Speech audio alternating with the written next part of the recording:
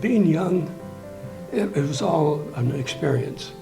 And it really didn't bother me being away. I never knew there was so much water in this world as what there is. It really worked fine for me. I got to be the general's pilot for a while. It was quite an experience. You write a letter to them, and it was what they called Viva email. We'd write a letter and send it in. Well, the Army's post office, or whoever it was, would take a picture of it and shrink it down to about this big. I'd sit down and say, "Dear folks," and then from on, it was a problem because, you know, I just wasn't a good letter writer. I don't think they flew any mail back to the States, so it took some time. The thing that I remember the most is this plane that crashed. This plane came over and crashed in the woods or in the jungle. And I ran over there, and everything was on fire because of the plexiglass from the nose to the tail.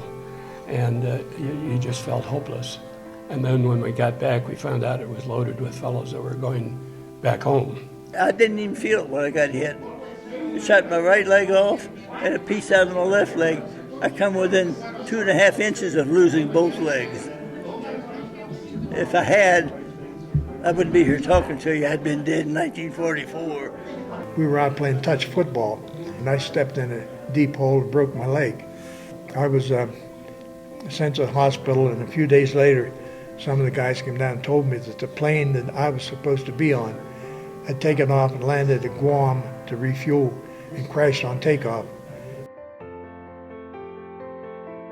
A little bit of everything. Worked in the grocery store. Then I went to work for a weekly newspaper. Then I went to work for a poultry industry. When I got back home, my dad, I went to work in a paper mill that he was also working in. I ended up a total of teaching years of 30 years, and I retired from there in 1981. I went further on, and I did fly, but not commercially. I did fly for the Douglas Aircraft Company.